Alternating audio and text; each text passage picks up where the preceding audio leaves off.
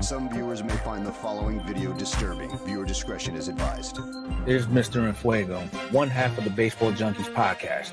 Before we get the show going, we just want to make sure that both you, the viewer, and the listener are fully aware that this podcast is not intended to provide any form of investment advice.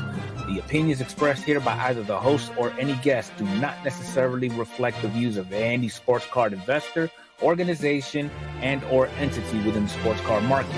Any discussion of sports card values in the past or present is not a guarantee of future performance.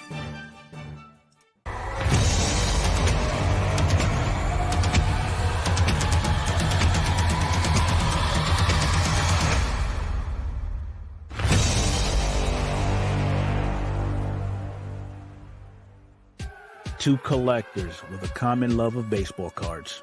A league of her own, Mr. Enfuego. Welcome to the Baseball Junkies podcast.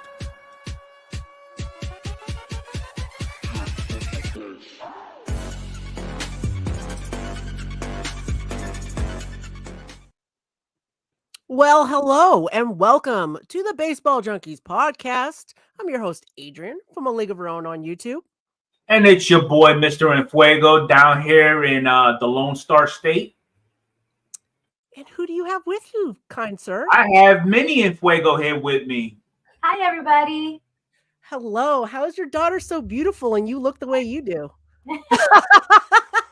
It's the water. That's why I'm going to put it at. It's the water. I'm just teasing you, Battle. You know we don't know any other way. Welcome to the podcast. Thanks for coming on with us tonight. Good to see you. Thank you for having me. All right. Real quick. Who's your favorite baseball player? Who do you like to collect? If you collect. You know who I'm going to say, though. Don't tell me. She's you know asking who you. I'm going to say. It's got to be number 18, Anthony. You know what I'm saying? Who is it? Who is it? Go ahead. Go ahead, Anthony. Tell him. I don't know who number 18 is. You know who number 18 is. Go ahead. You mean number 13, No. Alex Rodriguez? No, that's not who I'm thinking of. I think I know who she's thinking of. I think. I can't remember his number. Anthony Volpe? Yep. How does she know when you don't? Because you always said that you wanted to follow in my footsteps. I don't follow Volpe. But that's another argument. But anyway. Awesome. Glad to be here. All right, guys. Thanks for listening in on to the podcast tonight. Thanks for being here, whether you're with us live or listening to us on your favorite podcast format. We've got a lot of stuff to get into today. As you can see, Mr. Enfuego is not on site today. He's on a different site. He's in Texas visiting his daughter. Super awesome. Glad you can still be here. There will be no after hours show tonight, but we're going to try to run this podcast a little bit longer and hang out with all of y'all. And let's get right into the upcoming. Let's get it. Here we go. Let me get to the work here. Let's see.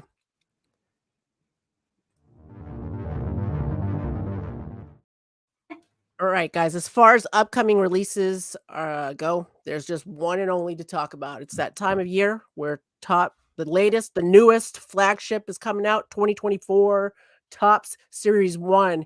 Either you're super excited about it or I don't know, your head's in the ground, something of that nature. We've gotten lots and lots and lots of more news and updates and things about that with Series 1 coming out on Valentine's Day. What? 14th. Happy Valentine. What a great gift to give your loved one. FYI, hint, hint, wink, wink to all of those listening out there. There is a ton of formats. I noticed that we've got our hobby boxes, we've got our jumbo boxes, we've got monster boxes, we've got super boxes, we've got hangers, we got retail, we've got, I mean, you name it. I'm trying to think if there's anything else. I'm curious to know about these Fanatic exclusive boxes. Okay, Fanatics exclusive boxes. So I just heard a little bit. I think I was rewatching Striker Breaks, Secrets of 2024 Series 1. I linked that in the description. I highly recommend checking that out if you're interested in the ins and outs of Series 1. He's got all the good information on there. The best bang for your buck, all the different parallels, breaking down some of the new parallels. Want him to make a correction of something that we talked about a couple of weeks ago on the podcast. The information we had gotten is it sounded like with the golden mirror variations that all it was going to be was just the regular image with none of the wording out there. Now that's a completely separate parallel. They are still doing the golden mirror variations. It's going to be for every single person on the checklist. The difference, as usual, is the image on the front will be different. And then it's saying on the back, it's an all gold back. So in the past 2 years that we've seen this gold mirror variation, it would just in big gold letters on the back say SSP. So now they're saying the entire back is going to be gold. At least that's how it's reading on the checklist, like Beckett and what's the one we're always on? I mean, ultimately, like you're talking about, as of right now, there's really no specifics because they didn't give like a blueprint of what it looks like. But once it actually does release and they do get pulled, we'll be glad to go ahead and give our perspective on what they look like anyway. Absolutely. And do you want to talk about the Fanatics blasters a little bit? Do you want me to go into that because you brought it up? You go ahead. You've got more of a handle on things. I'll just tag in as I need. Okay. So earlier this week came out on social media. I don't know where I saw it first, Instagram, something of that nature. Fanatics is offering value boxes, so blaster boxes of Series 1, but they're more expensive. Is that my phone going off? I'm sorry. They're $29.99, so a little bit more expensive than the $25.99 that we're kind of used to now with blaster boxes. However, there's more cards in the pack, and you have the possibility of pulling a redemption card, but it's for like memorabilia, such as like a signed baseball, signed jerseys. Like, so at first when I saw that, I'm like, oh God, Fanatics, why $30? But you're getting more for your money, more chances at cool hits, and you are getting more cards. I'm gonna guess it's an extra pack of cards is about probably. I think the Fanatics blasters, they have 9 total packs versus your standard 7 packs per blaster. Yeah, so those are some of the things with the Series 1. Also, we're going to talk about later in hobby news about the print runs on this because that's a whole separate section of its own. We've talked in previous weeks about the holiday parallels they're putting in there. They got this whole Easter themed thing in there with umbrellas and stuff, and there's that. It's cool. They're bringing the yellows back. I feel like I haven't seen yellows in a minute, and they're only in the hanger variations, and there's like 2 per box. Yep. In the monster boxes, I believe it is, you can get aquas out of that. There's all, they're doing it so like to make something special, something that you can't get out of the other boxes. You can only get in these. It sounds like depending on what the collector is specifically targeting, they've got a format designed for that. They're also doing the team color variations now. That is not for the entire checklist. That's a little bit shorter checklist on there. So it's not like the Golden Mirror SSP where it's every single player's got one. The checklist for that is shorter for the team variations. And I've seen some pictures of that. They look super cool. Not going to lie. So that's the news side of things with Series 1. Just real quick, Mr. Fuego, real quick. Are you excited for Series 1? Simple yes or no. I'm gonna go with the gray area and say to be determined. Do you plan on opening any Series 1? Are you gonna go for singles or how? What are your thoughts? I mean, I will end up getting a format. I just don't know what format, but ultimately I am chasing the number 2 guy because we all know number 1 is going to be Ellie De La Cruz. Yes. Okay. But I will be chasing the number 2 guy who happens to be Jason Dominguez. Yes. I am going to be chasing for my Oakland A's, Zach Geloff. He just came up last season, did some great things. I actually was kind of trying to collect some more of his Bowman Chrome firsts, autos and such that just came out in 2023 as well. There is a ton of rookies that I feel like are really decent. We got Curtis Mead for the Rays. We got Garrett. Nope, I'm saying the wrong guy. Sal Frelick for the Brew Crew. There's a teaser for the Texas Rangers because I know there was a video that was put out earlier in the week from somebody on YouTube. I think it was Scotty B. He put Ellie first, that Ranger as number 2, and then number 3 was Jason Dominguez. Okay, cool. I think I saw that video, and I don't know. I wasn't in agreement with the top ones out of that. Well, Ellie De La Cruz, I get, but at any rate, that's what we've got for Topps Series 1. We're going to talk a little bit more about the print runs in hobby news, but we're going to move on and get to the reviews. Let's go.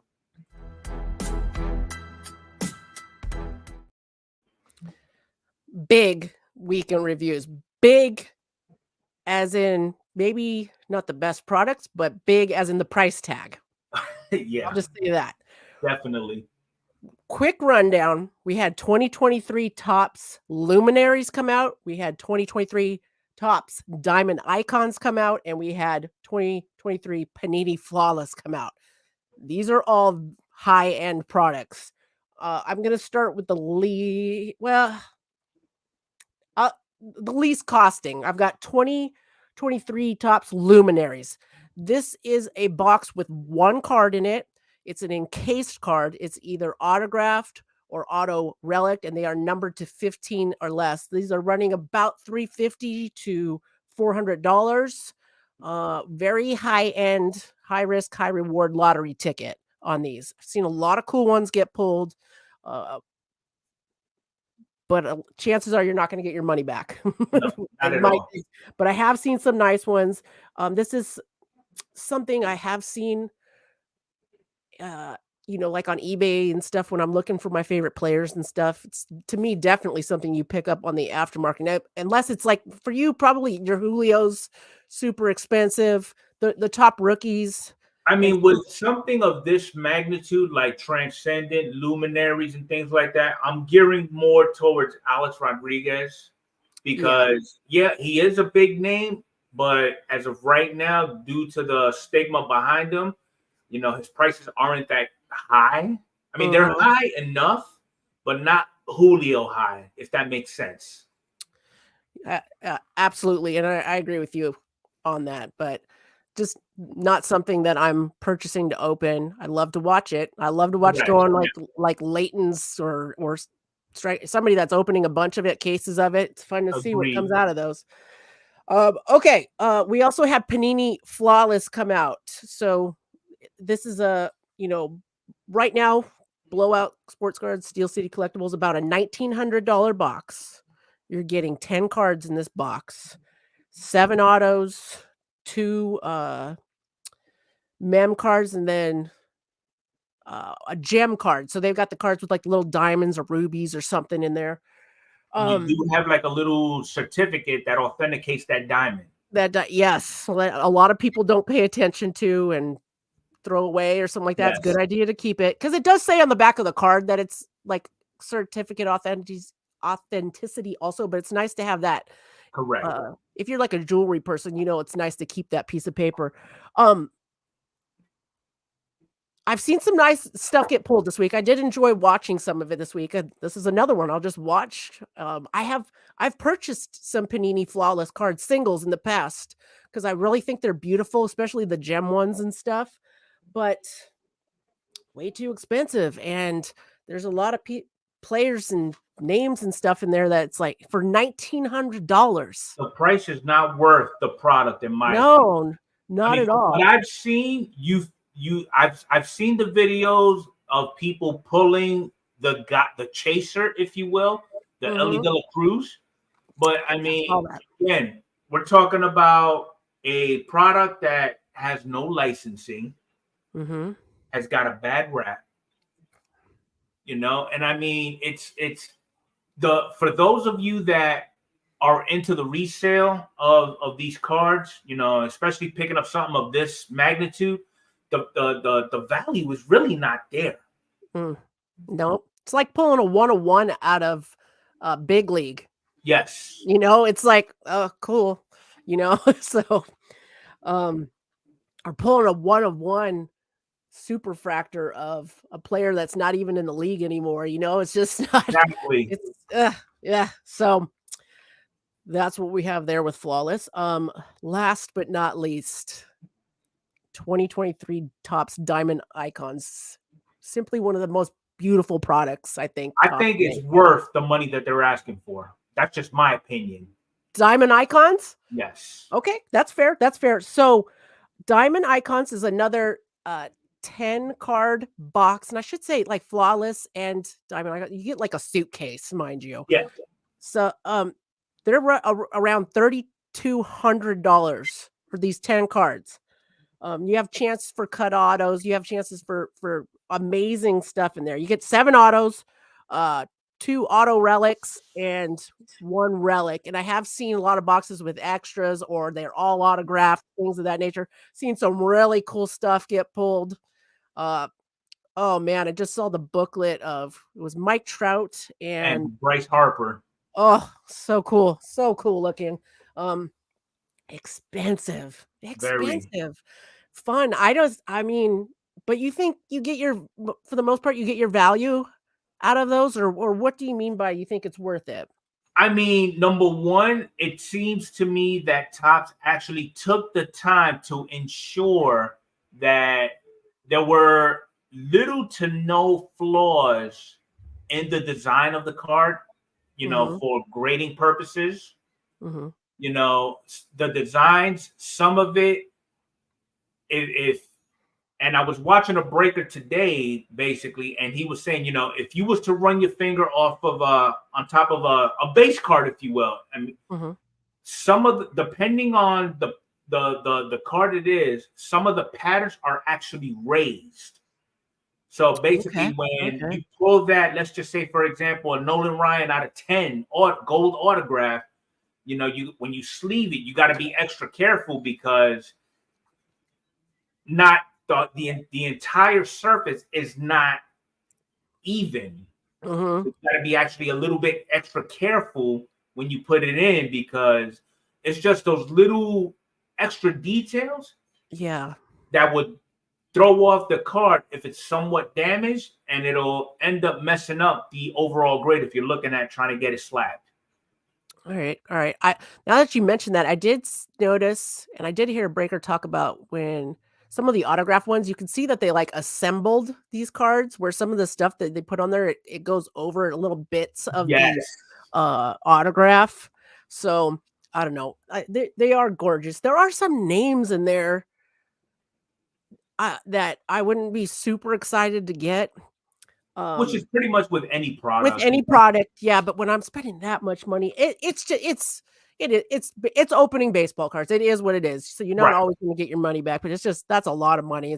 It is. And I mean, one thing that I still try to get my head wrapped around is what determines the color of pen they use to sign these cards. Like I've seen some cards that were out of 15. They're signed in green ink versus other ones that are also out of 15 that are signed in like blue, red, maybe purple. Yeah. I feel like because I've watched videos of these baseball players signing cards, and I feel like Topps sends them those pins, and usually there's instructions with which card to sign in which ink and things of that nature. Now, whether or not they necessarily pay attention to that, some of the time, all the time, stuff like that. But yeah, that might be a checklist thing too. That I mean, overall, it's a beautiful set. Yeah, it's a beautiful set at the end of the day. It's not something I can ever afford, but I'll tell you what, I'm glad Topps makes it because it's enjoyable to watch get open. It's enjoyable to see those cards. It's like, if you say you're somebody that likes to go out to eat, but you can't, I can afford Taco Bell, but every once in a while you want, a nice steak or something like that. That's how I feel like with that. So anyways, that's so those are our three. What was your favorite to watch this week, past 2 weeks? I mean, honestly, I would have to go with icons. Agreed. Definitely icons. I mean, because not only it was the design that caught my attention, but a lot of the names that were actually pulled out of those sets also caught my attention. And just knowing that type of set ranks up there with Transcendent, and we know how high Transcendent can be. Yes. I mean, yeah. At some point, a couple of years down the road, like for example, if there happens to be like a 2023 Alex or Julio Rodriguez, whatever, that would be something I can look forward to targeting maybe 2-3 years down the road when the prices somewhat come down to realization. Yeah. For me, when a new product comes out, Diamond Icons, and I'm looking at it triggers me to go back and look at previous years. And I gotta say, this design that they did for this is fresh, new. Is this a Fanatics thing? Coming out. I'm really digging it. I would love for Topps to come out and use this creativity on a lot of other sets. And give them time. It's starting to come. They're starting to move forward in 2024. Like example, look at Flagship, completely different. Yes. This is going to be the year we're going to see a lot of different things. I believe. You're the collector. You're the collector. Yes. So yeah, super. Yeah. So I agree with you. Diamond Icons was my favorite to watch this week because you open it up. There's more than one card. Luminaries with the one card thing. It's cool, but it doesn't. That is definitely a lottery ticket. Yes, and then Flawless to me, I just can't. It's cool to see some of them, but when that kind of money, and then sometimes there's names in it that I don't even know, that irks me. So, yeah, I totally agree with you on the whole Diamond Icons being the best one. All right, unless there's anything else you got for those, I'm going to move to that hobby news. Let's keep going. All right. I'm going to do the quick and easies first. First of all, new PSA specials are out. Most enticing one for me is they kind of extended, for me at least, for a baseball card collector, the $15.99 a card deal with 1993 and newer. So mostly modern baseball cards. It is just for MLB. They're calling it a spring training special. So super excited about that. You got a 10 card minimum on that. They raised the declare value. It's for 400 or less. That's a big plus. Big plus. Turnaround time, 50 business days. It's been insane fast how fast these things have been coming back. Yes. Let's see. Yeah, I said all Major League Baseball cards, 93 present, standard imaging. Yeah, so if you're a PSA member, the $15.99 per deal is available. So also some other PSA deals. They got the trading card, the games, like Pokemon cards. That's $13.99 a card, whatever. Yeah. The regular service special is $59.99 a card. That's a declared value of $1,500 or less with a 15-day turnaround, which is pretty nice. There's no minimum on that. You can send in one card at that if you want. And their other specials are they're grading pops. I don't know if you know, I have a couple baseball Funko Pops back here. They've got a $34.99 deal on that. I've never done that before. I don't think I'm getting into that, but if there's somebody out there that's got like baseball Funko Pops or maybe even signed ones, that might be something to look into. And then they're also doing a entertainment ticket grading special. So any entertainment like movies, film, concerts, they're grading those for $25 with a 90-day turnaround. So that's one side of the PSA news we've got. The other side of that news, since we're talking about PSA, I'll move into that here, is they're going to be doing some new slab labeling. Okay, thank you. So there was some talk this past week about cards.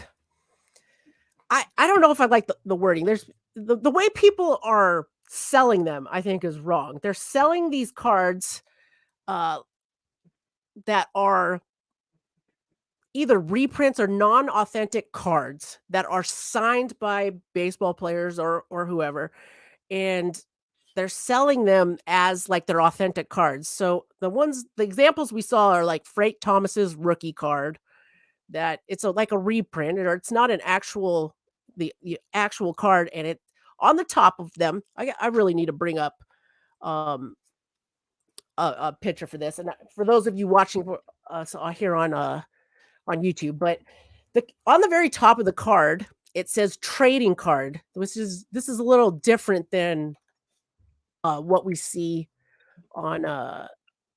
And I mean, that's usually the norm, because I mean, I recall at one point a while back, I bought an autograph of Juan Soto. Okay, it was slab. The label read as trading card, but the autograph read as authentic. But now they're starting to see a lot of these slabs where rather than saying trading card, it just says card.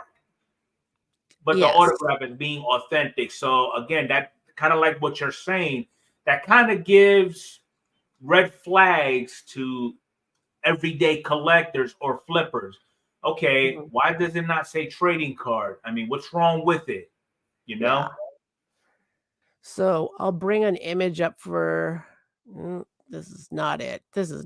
But this is what I'm going to share first to show you guys what things look like. We're used to the let's see, PSA fake. Oh, you saw it was a Tiffany one that you sent me. Correct.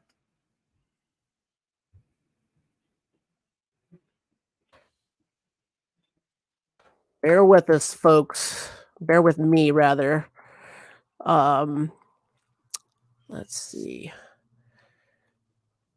Well, while she's looking that up, the only distinguishable thing that you will notice if you're just looking to get an autograph authenticated, if you go to spring training, you catch a game and you are fortunate enough to get that player to sign off on a baseball card or whatever the case may be, any label that has an autograph that has been authenticated is actually going to be a blue border. So that's going to distinguish between what we used to see previously to what they're actually going into now, which actually it kind of makes sense. It should have been like this kind of all along, but also I feel, really need to know what you're buying. This is what a real one, I should say, looks like here. So you got Frank Thomas here, and this is an actual 1990 Bowman Tiffany Frank Thomas. Got a grade of a 7 on the card. The auto is a 10. That's how this is like a legit card, legit auto. So for the ones we're talking about, it just says trading card up top. That one's going to look a little bit different, but I think people see this and they don't know what they're looking at.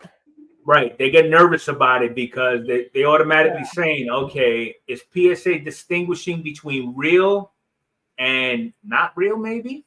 Here we go. This is way typical right here of what I'm about to show to you guys. So let's make sure I'm looking at the right one here. Yep.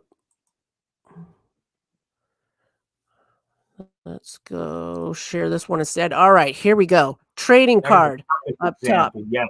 Yes. All right, Frank Thomas, PSA DNA certified, the auto. So the only thing PSA authenticated here was this autograph. This card here, they didn't authenticate this. So people might see this Gem Mint 10 and think, oh yeah, I got a Gem Mint 10 Frank Thomas autograph card, rookie card. But that's not what this label is saying. So now this new label will be blue. Correct. Around the edges here, it'll say this, but people will know that they're not talking about the card. We're strictly talking about the autograph. So something to be mindful of, FYI, for all of you that are checking that out. And some of you might not have known that, and you might have some cards. Those of you that do chase autographs, just do your due diligence, because I mean, we all know when a player signs early in his career, he signs a particular way. As he progresses in his career, the autograph normally will change. Okay. And the prime example would be, for example, let's just take Mickey Mantle. Okay. There's certain things about his signature that he's done in his earlier playing days versus later on in his career.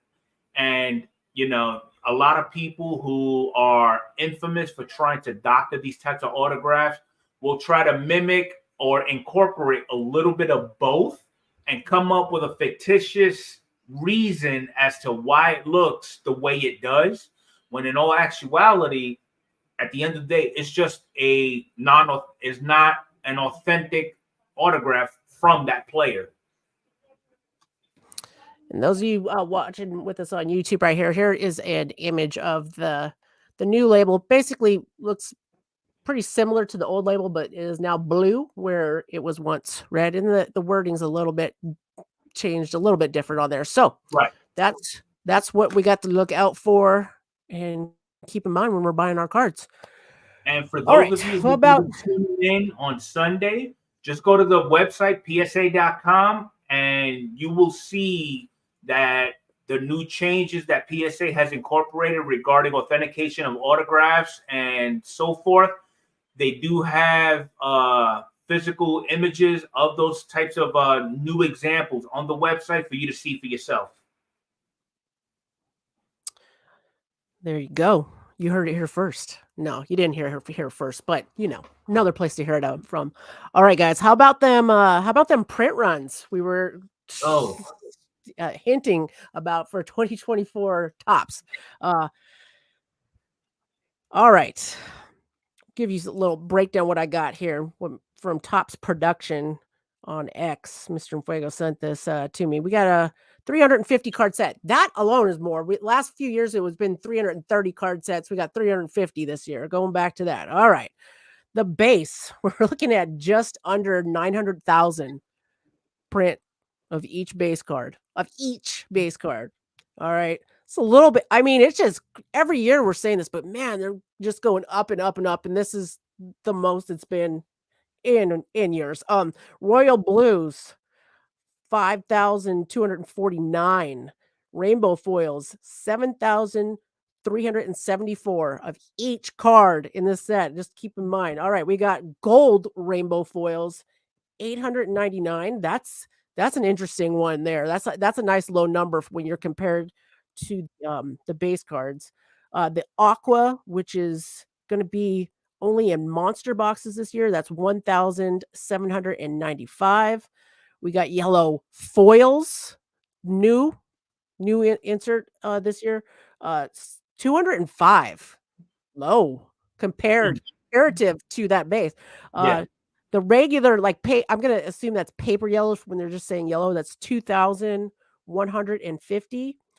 The golden mirror, 142. Wow, that's not crazy. so short, huh? No, and then we got another new variation here. We got silver crackle foil, 1,346. All right, also the new holiday inserts, the Easter ones we were talking about. We've got 5,641 for the base. I'm not sure what they mean by the base, which image is the base, but the next one they're showing is eggs. So eggs in the background. If you guys are kind of wondering what I'm talking about, if you remember the Halloween parallels that just came out in 2023 update, how they were just in the value boxes, kind of the same thing here. So now in the background, we're gonna have some eggs, and they're doing 781 of those that's for each player, each card in the set. And the rabbits are out of 299. Now they did shortchange us a couple of holiday parallels, like the water bucket and the roses. The roses are supposed to be out of 10. And the water bucket, I believe it's out of 25, if I'm not mistaken. Wasn't one of those supposed to be one of ones? If I remember correctly. Something like that. I'm gonna have to do some more research on it. Something to think about here. And they're talking about the insert set. So that Grand Gamers, 6,815. Superstar Blueprints, another new insert, is 64,448. And then my favorite. No, this is not the right one. Greatest Hits. I was thinking of the MLB stars. I don't see it on here. Greatest Hits is 55,200. Top the all tops team, 142. I'm scrolling. Yeah, there it is. The stars of the MLB. It's a little bit further down. 560,000. That's why I get so tired of those. And that's just paper. Yeah. The Chrome. I know the stars of the MLB Chrome is 61,000. Yeah. 792. And then also, of course, in the past few years, they've been doing a commemorative set each year. This year is going to be 1989. They've got 65,000 for the paper set on that, and then they've got a foil set this year, which they haven't done in previous years, is 6,102. So we can honestly, Adrian, the only thing that I can come up with that's somewhat logical with this print run, they came up with 3 to 5 different new formats to dish out Series 1. So more chances at getting something. Yes. Something. There's just a lot of somethings. Yeah. I mean, they're pretty. And it's all collector's preference, because if you're looking just to build the aqua set, you only got to target Monster Box. But if you're looking for another particular parallel, you're gonna have to go somewhere else for it. So I mean, that's the only logical excuse that I can come up with.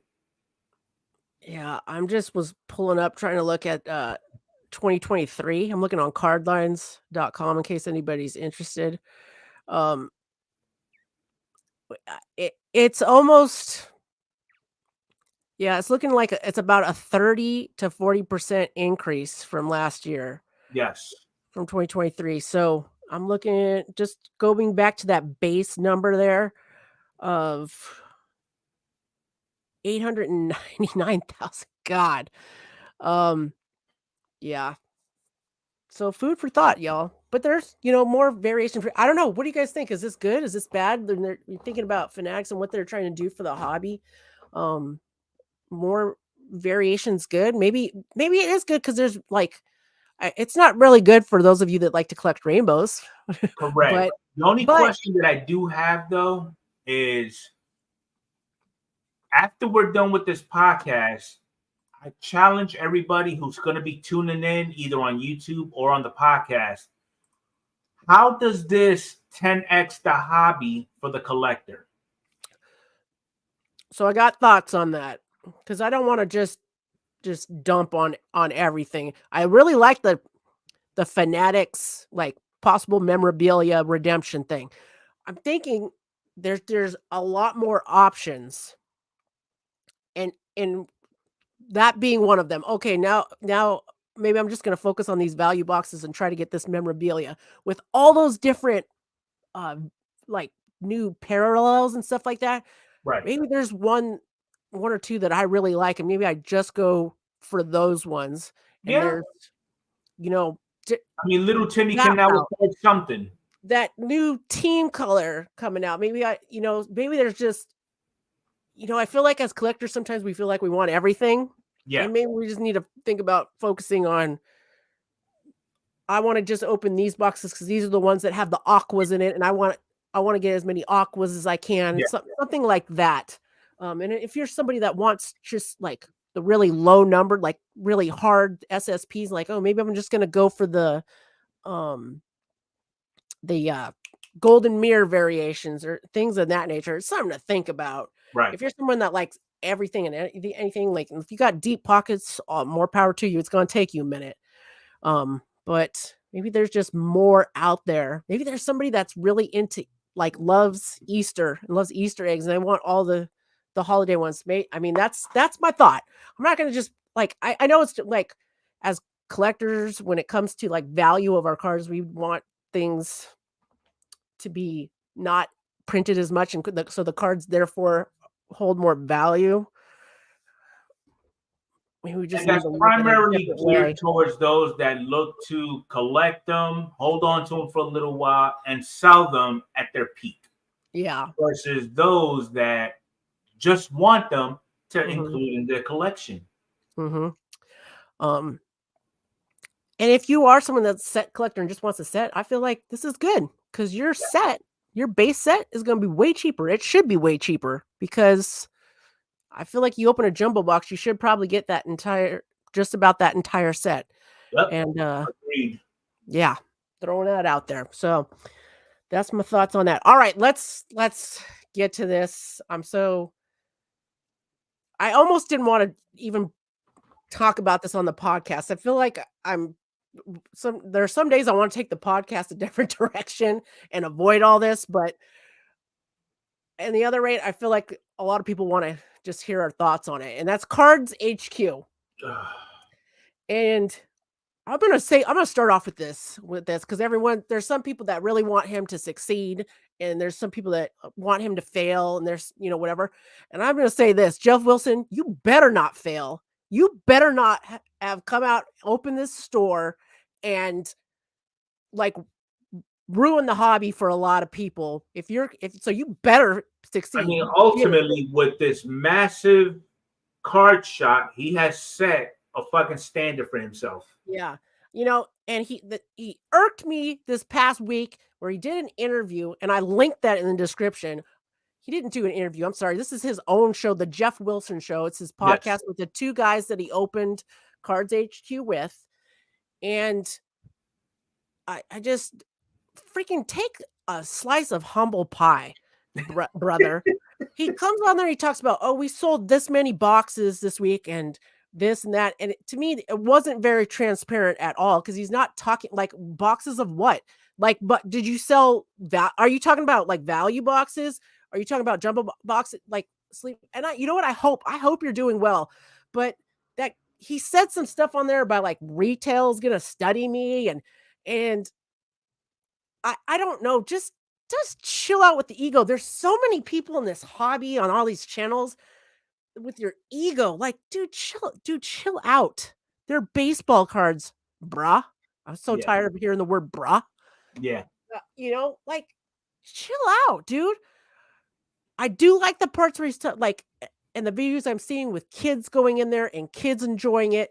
Freaking love that, because that is what it's about. That's what it's all about, really. But either you don't like what other channels are saying about you, and he won't ever say those other channels. We know mostly he's talking about Sports Card Radio and all that stuff.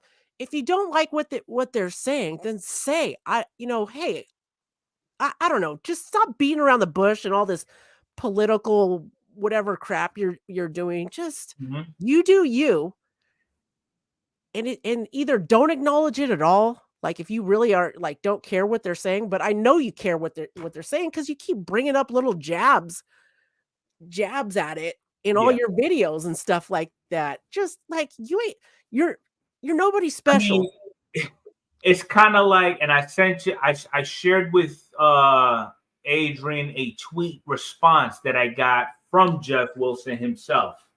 So I sent out a tweet to him saying, threw out a random question like, what was your perspective on the hobby today with this new generation and things of that nature?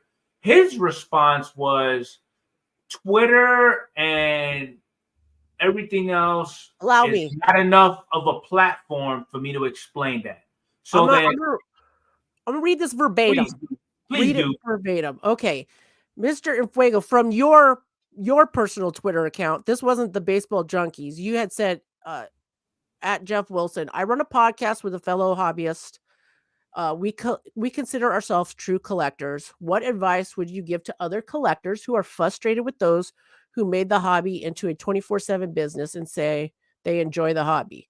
These are Mr. Enfuego's words, FYI, but we're a team. I don't know if I would have worded it that way personally, but Mr. Enfuego and I have just slightly different collecting preferences, which is human. We all do. So anyways, Jeff Wilson did respond to this saying, feels like that's a deeper conversation than a tweet would allow. So that's hats off. Thank you, Jeff, for responding. And then Mr. Enfuego responded, would love to get your take on this someday. I mean, I consider myself a pure collector and never thought of collecting as a means of bringing in finances. So first of all, thank you for reaching out and doing that, to Jeff Wilson. Does anything to help the podcast, cool.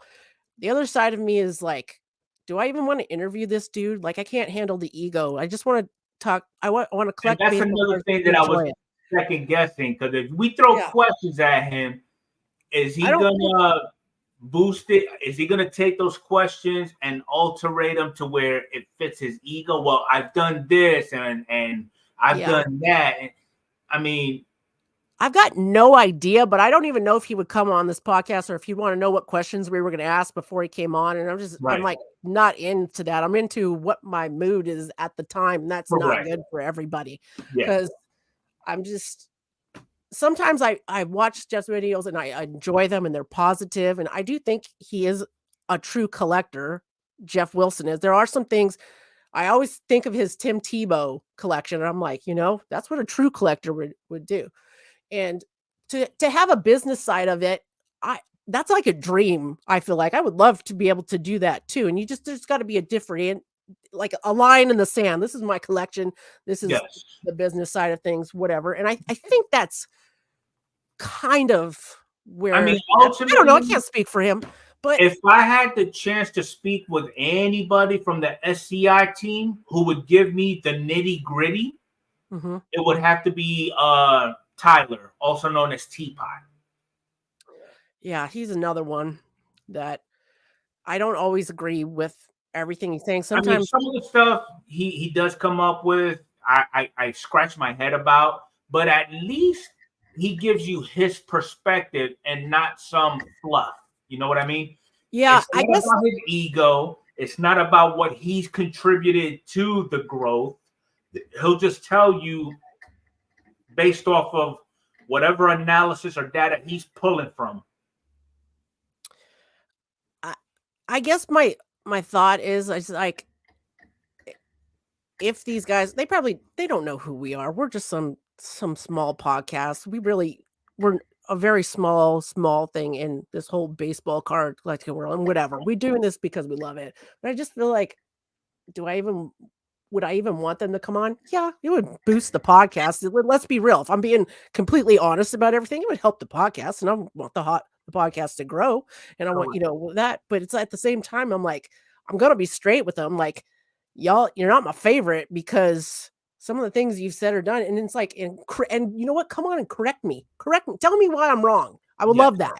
Him or Teapot, or I always think back to that time where you contacted Teapot and he got insulted, like, oh, what do you mean I'm not a real collector? And I'm like, I didn't know you actually collected cards until you said you did. And it seems like ever since you messaged him that, he's done more and more stuff on collecting, and he's done a lot more about baseball. So I'm just saying.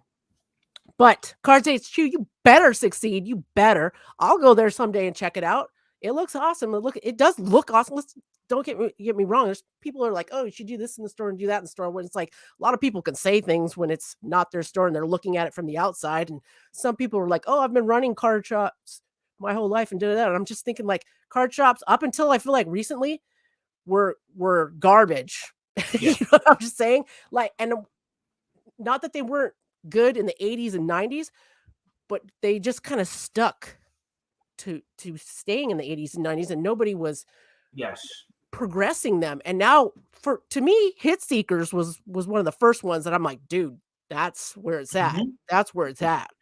And so CardsHQ, like, oh, it's too big. Oh, it's what? He'll figure that out. He's, like he said, he's had 15 different businesses. Some have failed. That's how I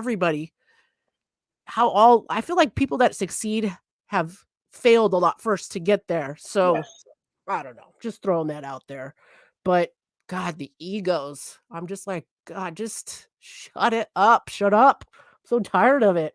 So anyways, had to get that out. And it's kind of funny that I did when he did a video just before CardsHQ was actually set to open. I did post some questions to him that I never got responses to, such as, what is your allocations looking like? What type of product you're going to have on hand?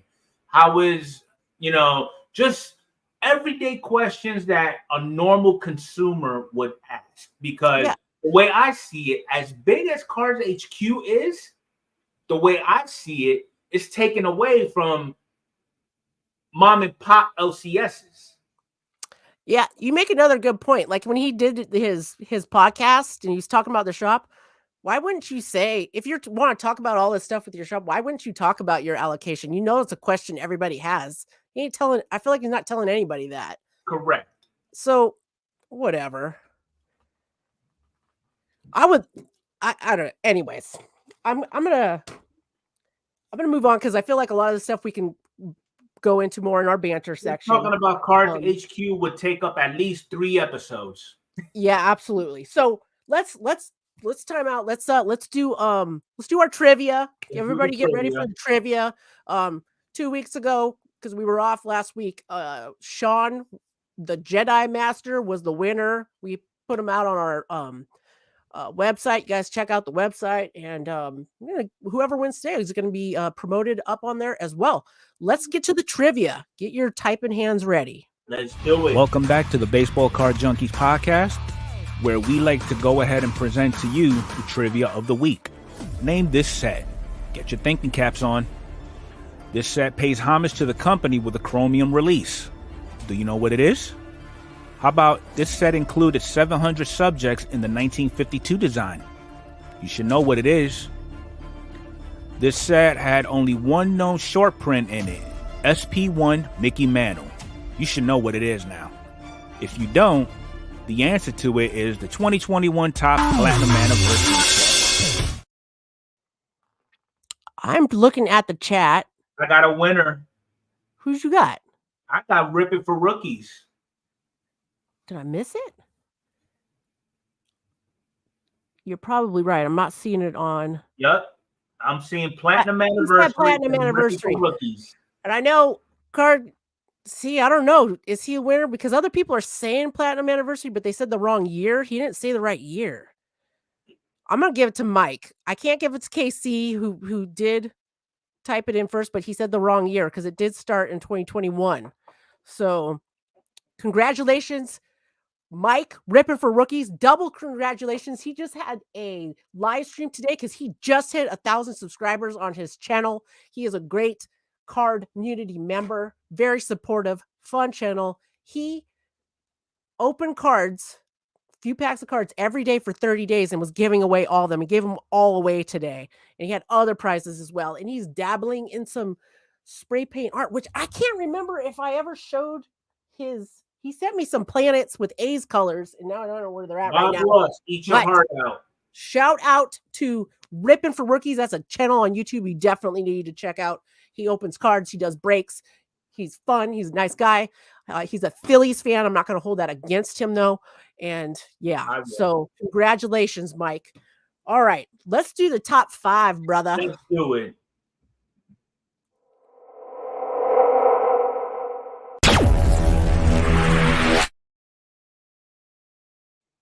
What would a top 5 baseball card sales of the week be without Shohei Ohtani?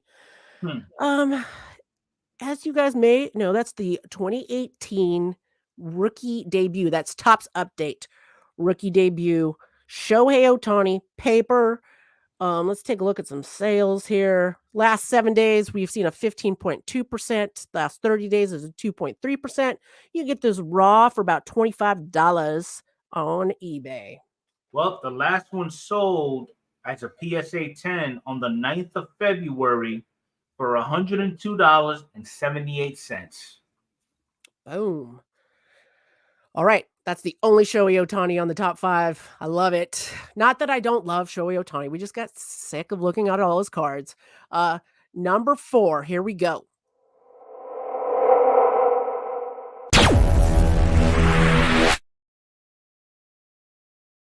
How you say his first name?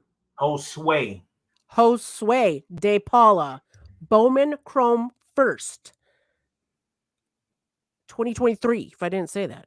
You can get this card for about $2 raw on eBay. We've seen a 7-day increase of 80.7%, 30-day increase of 33.5%. Top prospect for the Dodger system. He was signed on as a free agent in 2022. He's got 2 family members that we were just watching a video on that are athletes as well. Up and comer for the Dodgers. And yeah, you can get his Chrome card cheap. Yeah. Well, his last PSA 10 actually sold yesterday for just under $40. Dude, that's a steal if this guy is, an up and comer looking good, but that's a gamble right there. You just never know. He's too new. He hasn't played any major league games yet, unless he did come up in 2023 at the end there and I didn't see it. But that's our number 4. Let's see what we got for number 3.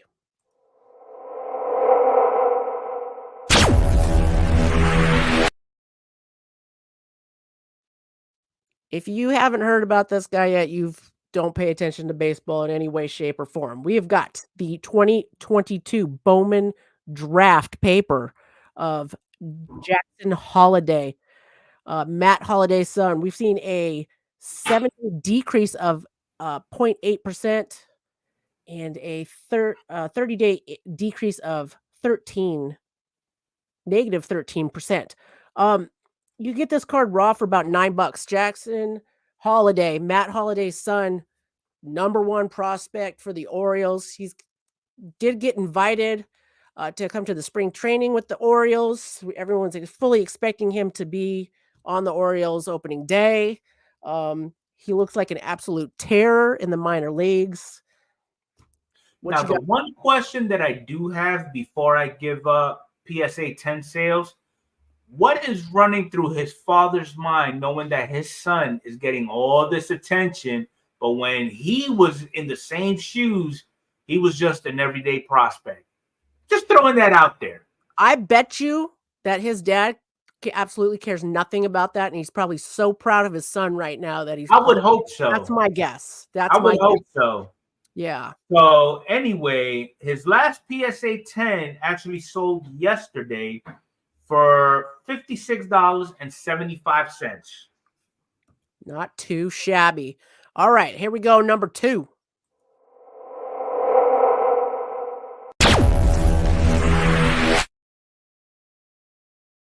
Gotta love the 1986 Topps traded Barry Bonds rookie card.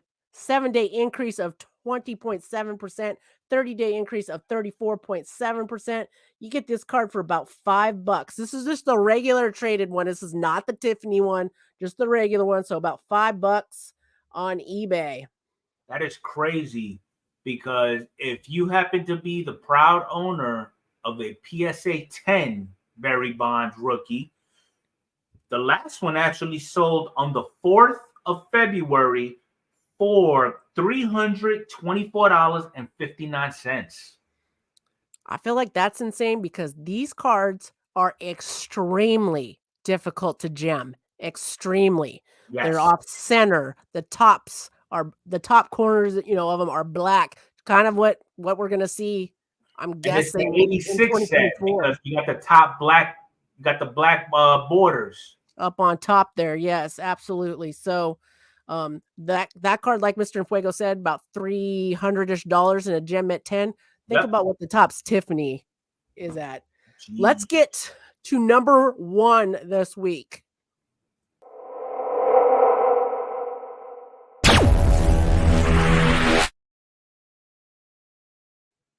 All right, signing an extension with the Kansas City Royals this week. Going to be a Royal for a minute, unless he opts out, of course.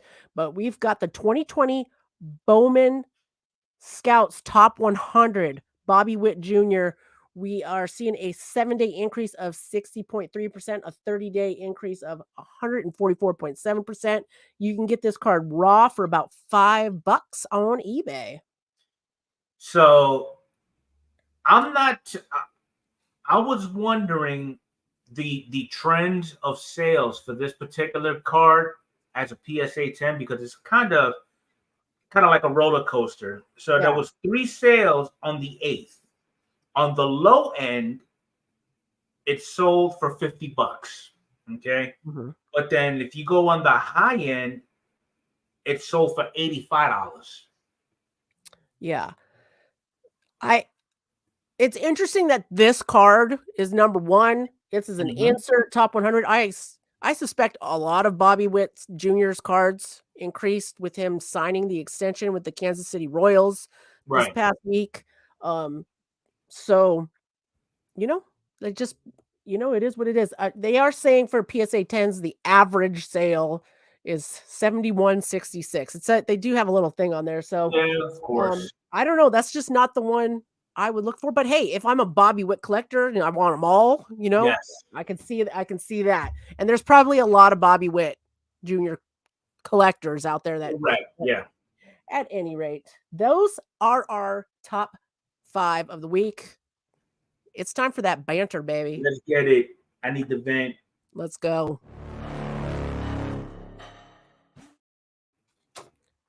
Start venting. We got lots of stuff to vent about. Yes, we do. Print run. What you think? It's a hot mess. Too many cards getting printed. I mean, okay. So I see the madness behind Fanatics' method with incorporating or introducing new formats, but they failed to realize, and it's not just Fanatics, okay? I mean, you got Upper Deck, you got Leaf. I don't think they understand that the more of a particular product is produced in the masses, it kind of saturates the market, and it devalues the items that individuals such as you and I and everybody else who's tuning in are looking for. Mm-hmm. I mean, here's the thing, Mr. Fuego. Fanatics, they're a business. It is a business, and we're people are still buying all this stuff. They're getting their money, so they don't care. Why would they care? As long as they're getting their money. Now they'll care if we stop buying stuff. Then they're gonna make drastic changes and stuff like that. So then why would keep you buying say stuff. that we're looking at 10x the hobby for the collector? So far, they're looking to 10x the hobby money wise. I don't think they're looking to 10x it for how many people get in the hobby. In the Correct. end. Maybe that's what they're saying, but Correct. I mean, let's be real. As long as they're getting money and we keep buying this stuff, which we're going to, because that's how it is. Because the way I see it, one ties into another. Okay. And what I mean by that is, let's just take 24 Series 1. Once it drops, you know as well as I do, all those chase cards, as soon as they're pulled, they're getting shipped off to go get graded. And PSA and SGC and all these other graders are going to go ahead and grade them as they come in. But with PSA specifically, you know, they're going to try to do kind of like riot control. They don't want to saturate how many PSA 10s are actually documented. This one looks pristine. There's nothing wrong with it. I'm going to give it a 9. You know, so at the end of the day, it actually hurts the collector or the consumer, if you will, because 9 out of 10 times, those that are sending stuff to get graded are a mixture of collectors / flippers / individuals who look to make a profit out of this hobby. Mm-hmm.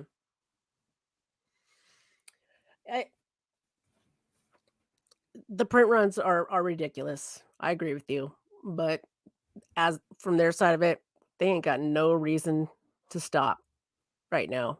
As long as they're getting their money, they don't have any reason to stop. The only ones that can change it are people like you and I buying the stuff, or the breakers, or you know, things of that nature. They're going to keep on doing it. It's going to keep on going up, and it's not necessarily a bad thing for the hobby, because that, you know, if it keeps on going up, people are still buying, people are still getting interested in the hobby, things of that nature. Mm-hmm. It is what it is, brother. One thing I did notice, though, and I'm sure you caught on to it too, you notice how the print run is an issue with lower end products.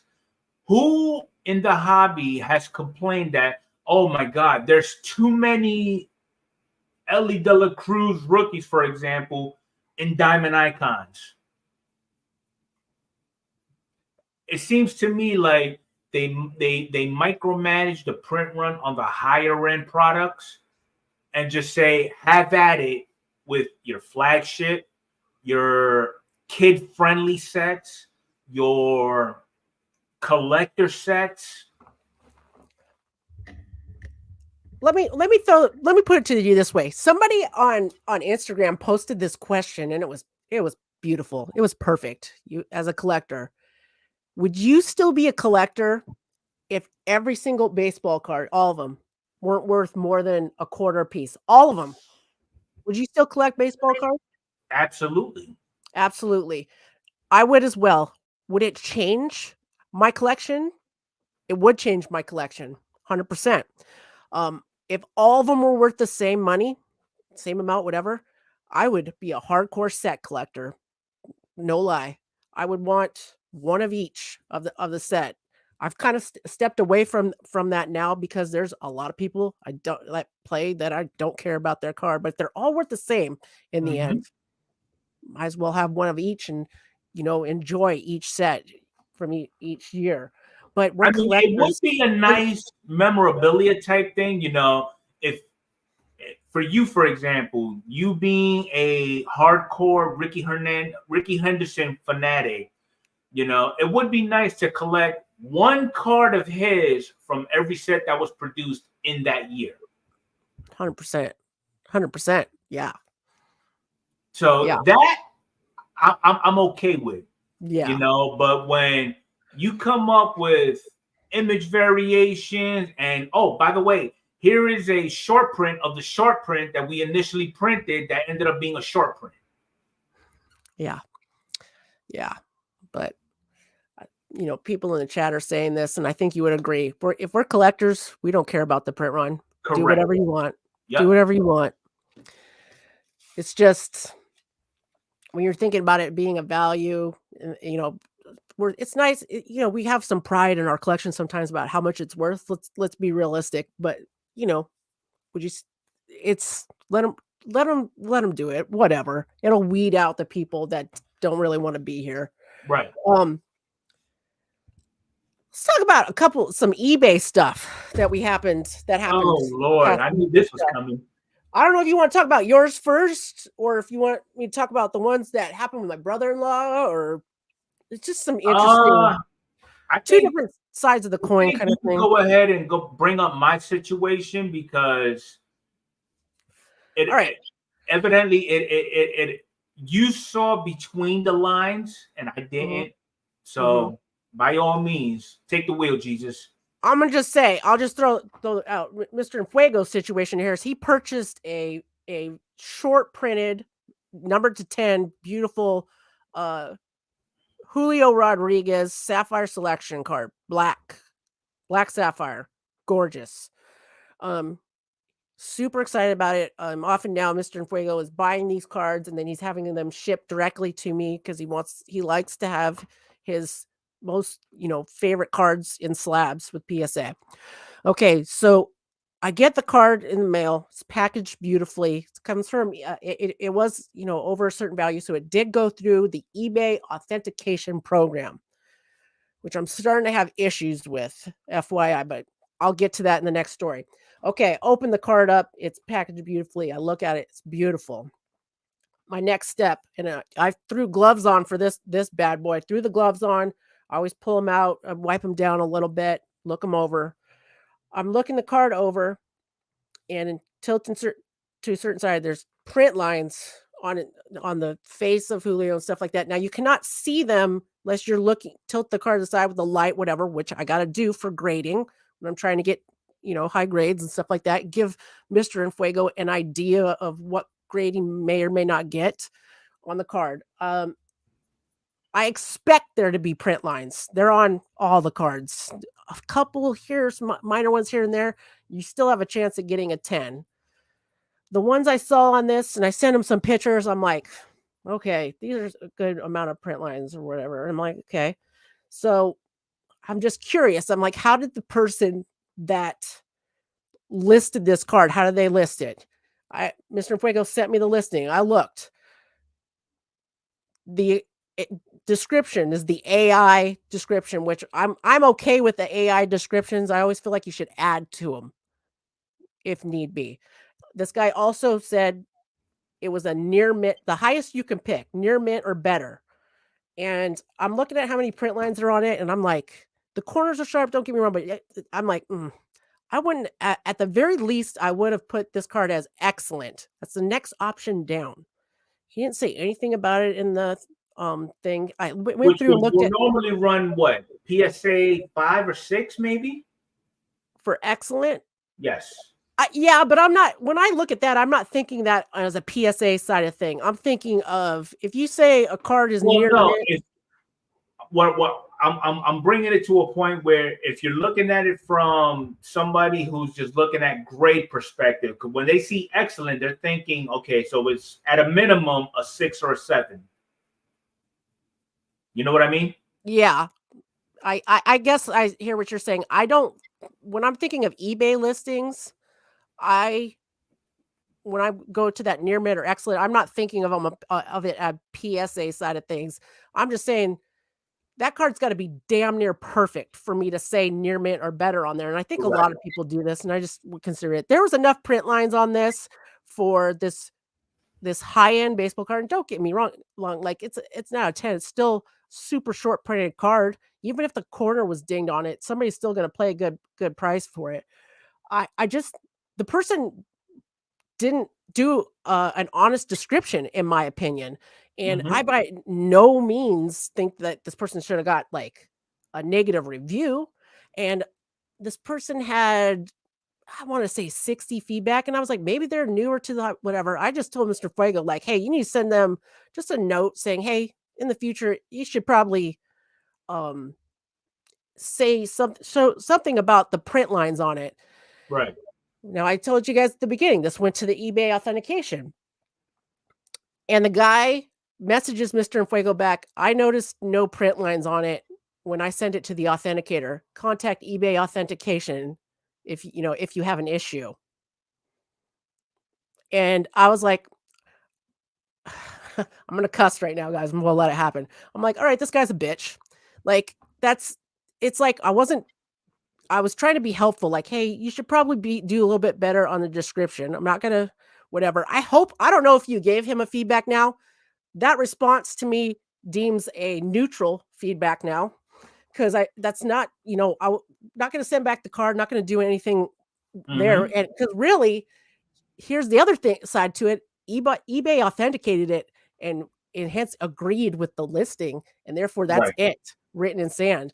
And when I say that's it with eBay authentication, my next story that happened to my brother-in-law I want to really give you guys an in-depth thought on that.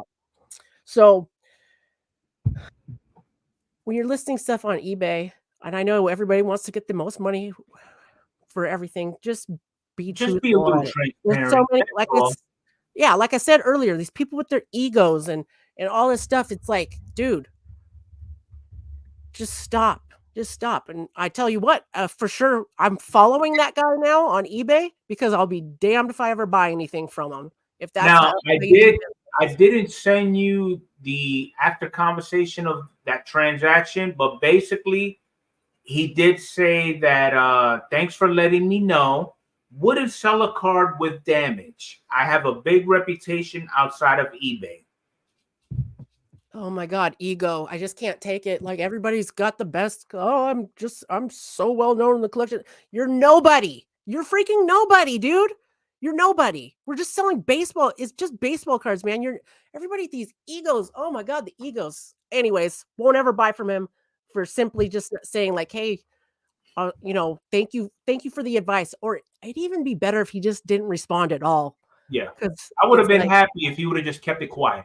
Just that response right there is just like, they're so worried about getting their like charge back or having to return the card or something like that. Whatever. When I want to expand on the eBay authentication thing, a couple weeks ago, I talked to you guys maybe about my brother-in-law. He sold 2 different Sal Stewart cards graded, 2 different ones. There was a purple one and blue one, blah, whatever. They both sold on the same time. He accidentally shipped them to the wrong buyers. Yeah. So the purple one went to the guy that wanted the blue. The blue went to the guy that wanted the purple. Dang. One of them was going through the authentication process and one wasn't. He immediately figured out what he did. He emailed them both or messaged them on eBay, told them what happened. They were fortunately two also eBay sellers, very understanding people, understanding and trustworthy people. I haven't got their names yet to talk about them because I want to shout them both out because this is awesome. The one guy that it didn't have to go through the authentication process immediately turned around, sent the card back to Kyle or on to the guy that was supposed to get it. The other guy was like, Kyle's like, oh, it's obviously good. It's obviously good, not going to get through authentication because it's the wrong card. Right. Completely wrong card. Both South Stewards, but this was supposed to be purple. It's blue. This one's got a grade on the card and the auto. The other one was just a card that was graded. It goes through the authentication process and it passes. It's the wrong card. It's the same player, guys, but it's the wrong card. It's purple. It's not blue. This one's got an auto grade. This one doesn't. It goes through authentication. So it goes on to that guy. And at this point now, this guy could have kept that card and gotten the other card, and Kyle could nothing he can do about it.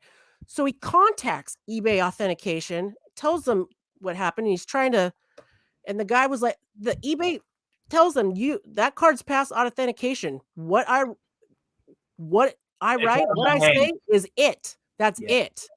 They don't admit to a mistake. They don't do things right. They said what eBay authentication is written in stone. They need help. Written in stone. So fortunately, that buyer that got that card did contact Kyle, send it back. Kyle sent back his money, the right amounts to the right because of the other cards. Everything worked out in the end run. So hats off to those 2 eBay sellers when I do finally get their names. Touche. But eBay authentication still needs work, and I just want to let you guys know. And before you're like, oh, he should have done better about making sure he sent the right card to the right person. Yeah, okay, I got you. Guys, it happens. When you're selling a lot of different cards, and it happens. So before you get up on your podium, just save it. I don't want to hear it. So there's that. Oh, the Super Bowl's tomorrow. I'll throw that out there. Yes. Go Niners. Go Niners. Hope everybody has a good, day with the Super Bowl tomorrow. Enjoys that. What else do we have? PSA. Oh, a couple weeks ago, Mr. Enfuego had an Alex Rodriguez card that had a chip on it. I took it out of the package, and in the video, you could see a piece of the slab fall off, the little corner of it chipped. I didn't notice it right away. A lot of people in the comments let me know. I mailed it to Mr. Enfuego, and I was like, oh, sorry, mail it back to me. He mails it back. I contact PSA. Just want to, let you all know this out there.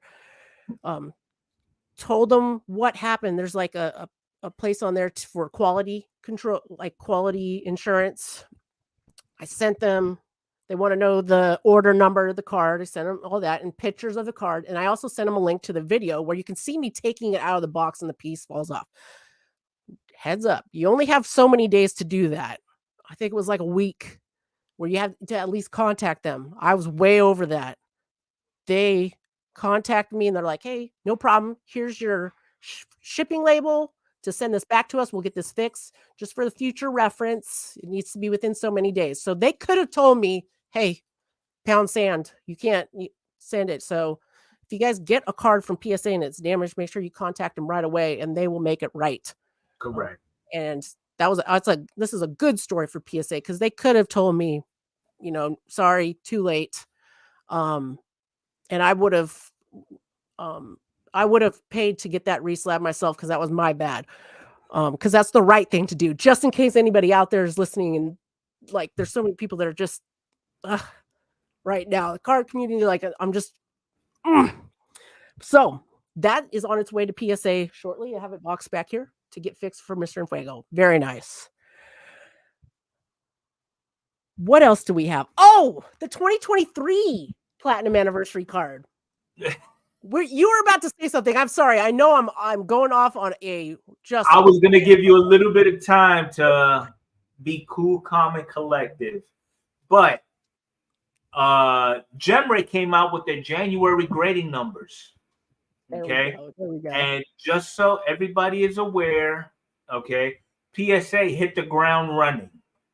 So for the month of January, they've actually graded 1.22 million with an M of cards, which happens to be if you look at it from month to month, it's less than 1% of what they're usually accustomed to.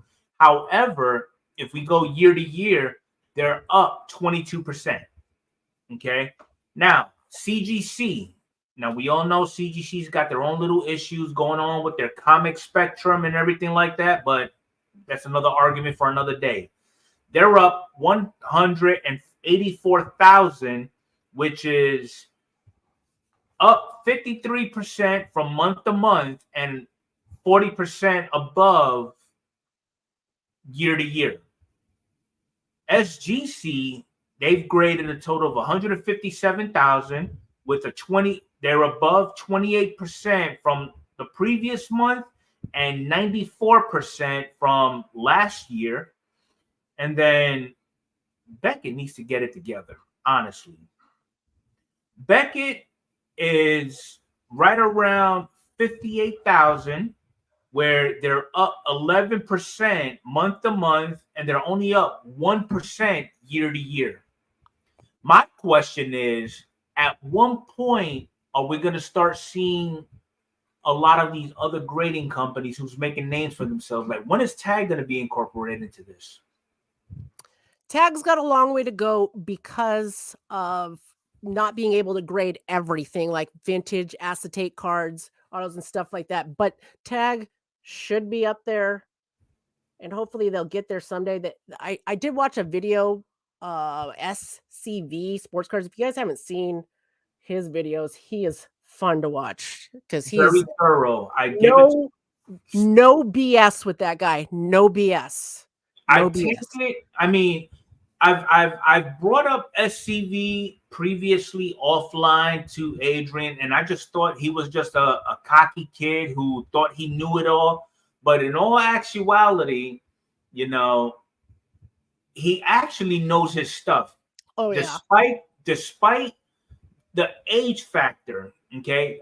Again, he is only 21 years old, but he's talking about what's going on with the hobby like he's been around for a minute, okay? And he gives the lowdown on what he's seen from his perspective, and it makes sense. I need to link his YouTube channel in the description. I'll do that, but you guys need to definitely check him out for that. Speaking of no BS, I gotta share. I got it up. I'm ready to show this, guys.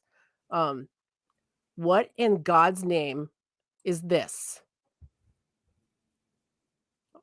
I want y'all to study this. This isn't really a mistake here. It's a 2023 Topps Chrome Platinum Anniversary Nolan Jones Auto Towel Cream Blue 999. And you're like, and somebody sent this to me, Magnus Canada 383 on YouTube. He's like, hey, when did 2023 Topps Chrome Platinum Anniversary come out? And I'm like, it didn't. And I'm like, he sent me this link, and I'm like, oh, they just listed it wrong or something like that. Can I make this? But here's the thing. It's actually in the correct design for the 53 set. Here's what I want everybody to see. That's the question. That 2023 Topps Chrome Platinum Anniversary. And then I look down here too. 2023. This is from a seller in Canada. And I'm like, what? And I'm like looking, I'm like, did this get like, how did me and Mr. Fuego miss this? Like, there's no way.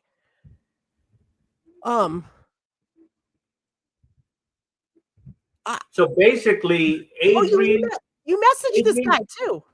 Adrian sent me the link for this listing and asked me to basically study it and try to figure out the rhyme behind the reason.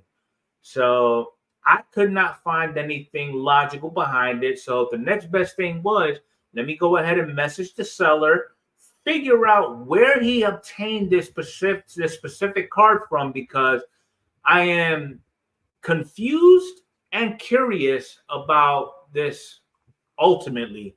His response was, I'm confused also because I picked this up from a guy at a card show just today. LOL. So is he full of it, or I mean, what the? Because that is what do we have so far? We got the 52, 50. This is a 54 set looking card here. 53, you mean, Adrian? Wasn't last year's 53? You're right. You're right. You're correct. I'm wrong. Yeah, because it started out with the 52. Yep, you're right. Yeah, okay, cool. Because I was like, I just want to make sure I'm saying the right thing. And I'm just like looking at an Ernie Banks. I mean, that is the correct set design. Yeah. The product hasn't even been announced yet. Yeah. So I know. Is this a backdoored card? Like, wow. And this is the only one I could find because I started heavily searching. And there's some people that have 2022 cards listed as 2023, like on accident, because the 2022 Platinum Anniversary, as you may or may not know, didn't come out until 2024. I'm sorry, 2020. Oh, geez, here we go. I'm going to mix everybody up now. 2022 Platinum Anniversary didn't come out until 2023. And from other websites I looked up, the 2023 Platinum Anniversary is set to come out, and it's coming out in 2024. It's just how it's working out. But this set hasn't come out yet, and this card, what is going on here? Did this guy were these cards sent to Nolan Jones to get signed and then somehow ended up in this gentleman's hand from who knows?